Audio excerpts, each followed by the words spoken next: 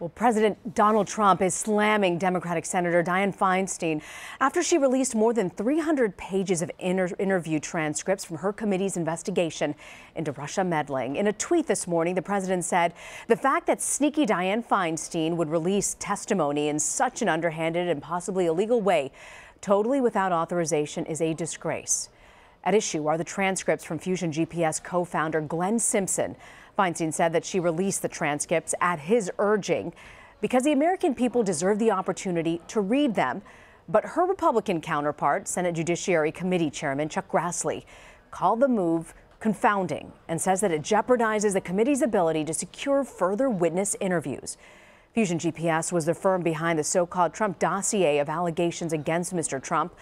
One of the main headlines from Simpson's testimony was that the dossier was not the sole catalyst for the FBI's investigation into possible collusion between the Trump campaign and Russia. The president once again rejected that talk on Twitter today, writing, "There was no collusion, and yet on and on it goes. Republicans should finally take control." Joining me now is Lewis Nelson. He's a reporter for Politico. So what's the sense here? What exactly was he suggesting here when he says that Republicans should finally take control?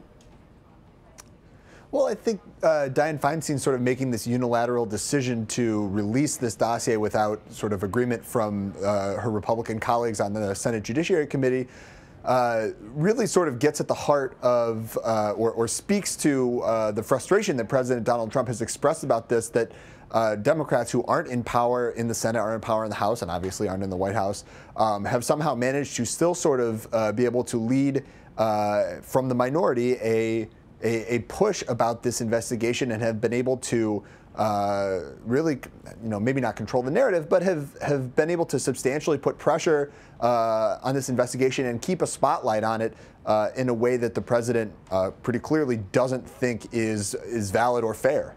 Lewis, Senator Grassley told one of our CBS News colleagues today that he didn't know what the president had in mind with this tweet, but he also warned, "I hope he doesn't call me and tell me the same thing." Are Republicans concerned with the president trying to interfere in this investigation? I think Republicans, sort of writ large, are concerned about the president's willingness to meddle in ongoing investigations, into congressional investigations certainly, but also I think more problematically, even for some Republicans, his willingness to sort of wade into and attempt to influence the ongoing investigation led by Special Counsel Robert Mueller. That one the president's willingness to sort of discuss that openly and comment on it breaks with a pretty long-standing precedent from presidents of both parties that the president stays out of Justice Department investigations, allows the Justice Department to operate independently. That's not a norm that the president seems very interested in maintaining, or hasn't so far through a year of his administration. Senator Grassley also said that this release hurts his committee's ability to get further testimony. He specifically referenced Jared Kushner. Do you think that's the case? I mean, I think some of this is certainly partisan. I'm not sure to the extent to which this is going to harm or not harm the Senate Judiciary Committee's ability to conduct a thorough investigation. But I would suspect that at least some of that is sort of partisan back and forth here. Democrats had wanted to release this transcript that Senator Feinstein wound up releasing. The Fusion GPS folks had called on Republicans to do so. Republicans weren't willing to do so. And so there's a lot of partisan back and forth, particularly on this Russia investigation, although certainly anytime you are releasing documents involved with an ongoing investigation, I'm sure there's certainly some who would argue that there's certainly a threat of endangering that investigation. And at the same time as all this is going on, the president also slamming the court ruling that temporarily blocks his move to end the DACA program that protects dreamers. He said that it shows how broken and how unfair the court system is. How do you think this is going to impact lawmakers trying to strike a deal on immigration? Well, the president has been pretty clear about putting pressure on lawmakers. He would like to get this done. He would like, he said yesterday at this sort of unprecedentedly open to the public meeting with members of both parties, both houses of Congress, that he wanted to get this done. He was willing to go with whatever they said. At the same time, the president, like I just said before, has been very willing through 1 year of his presidency to go after the judicial system, go after the judiciary. I think notably in this particular case, he complained in the tweet this morning about the Ninth Circuit. Even though the judge involved in this particular decision doesn't sit on the Ninth Circuit, they just both happen to be from California. Mm-hmm. Earlier today also, when you're talking about the president, he boasted about the bipartisan meeting. Boy, what a view that was for us yesterday on immigration, that he took us inside the White House. I want to play you a bite from the president from earlier today.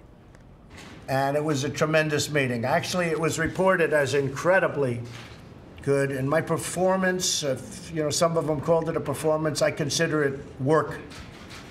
But got great reviews by everybody other than two networks who were phenomenal for about 2 hours. Phenomenal for about 2 hours. You know, it did spark a great deal of confusion. We were reporting this out yesterday, and then we had the press secretary come out and try and sort of clean up a bit of what he was saying. What is his position on immigration?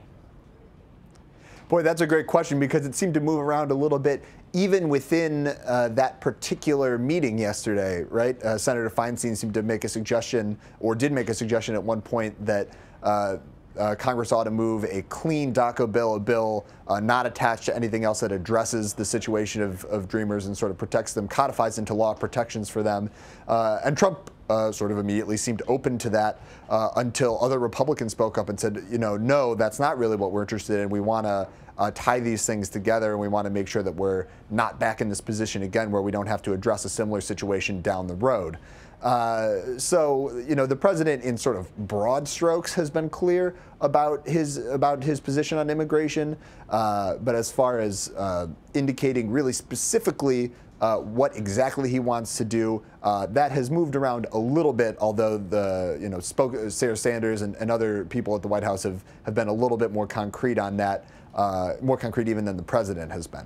Before we let you go, Louis, I want to ask you about your take on the fact that Republican Congressman Darrell Issa announced today that he's retiring. It's the latest in a wave of Republicans leaving office. What's behind this?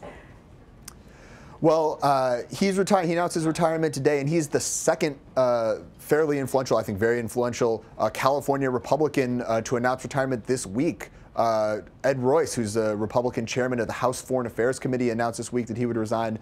And I think the notion here is that I think there's a lot of Republicans concerned about this big blue wave coming later this year in 2018, concerned that that might actually come true, that there is a wave of Democrats coming that might be swept in on some anti-Trump sentiment built up. I mean, everybody has seen the president's popularity ratings are historically low for somebody so early in his first term. And so I think that there's a concern there that they might get swept out, especially if you're a California Republican, if you're somebody like Chairman Issa, or Congressman Issa, rather, he's not a chairman anymore, representing a district in San Diego and Southern California in Orange County. Used to be a safe red seat, but Hillary Clinton won that district last year or 2 years ago, rather, excuse me, by, I think, something like 7 points. Louis Nelson from Politico, thank you for joining us, Louis. Thank you, Rena.